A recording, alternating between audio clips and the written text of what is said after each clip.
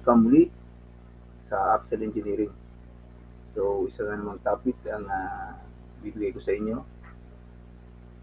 Before I continue, please subscribe, share, and like. Okay, ang topic natin ngayon is material to labor cost ratio. So, ito yung kalimitan.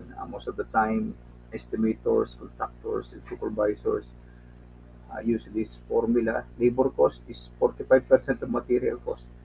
Simply by computing material cost and getting the 45% of it, so we could get the labor cost.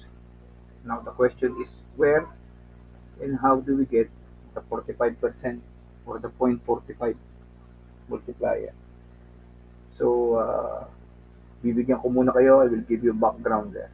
So, cost of construction in general comprises 30% labor and 70% material.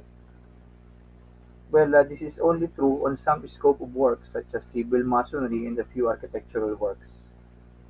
But on the other hand, painting, roofing, and other MEP works and other works does not fall on this 30-70 labor and 70% category.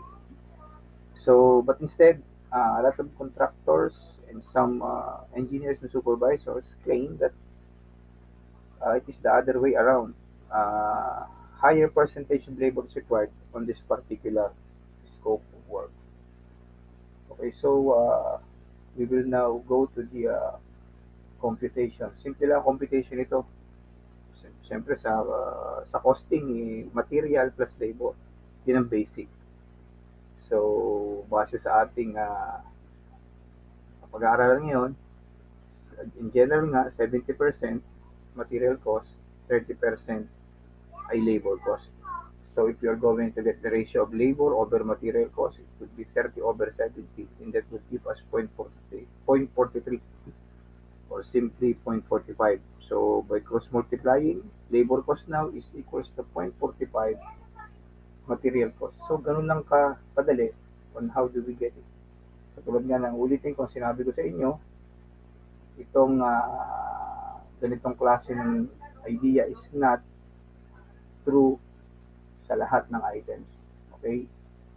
This is only true, some are true for the civil, masonry, and architectural works. Pero yung mga nauna sa atin, nagagamit na nila to at nasubukan na nila na effective naman.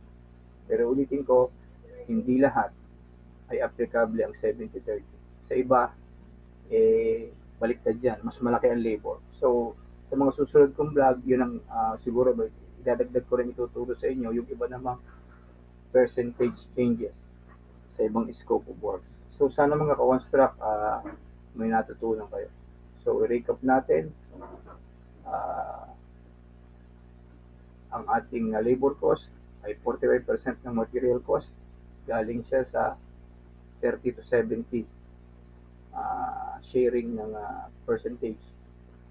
Kaya nag-end up tayo dito, labor cost over material cost is 30 over 70, which give us 0.45 or simply 45%.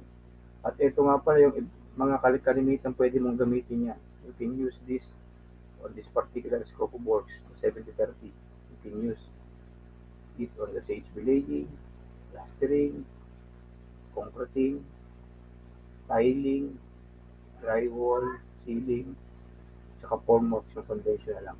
Okay? So, yun ang mga construct. Sana may natutunan kayo. At hanggang sa susunod na video.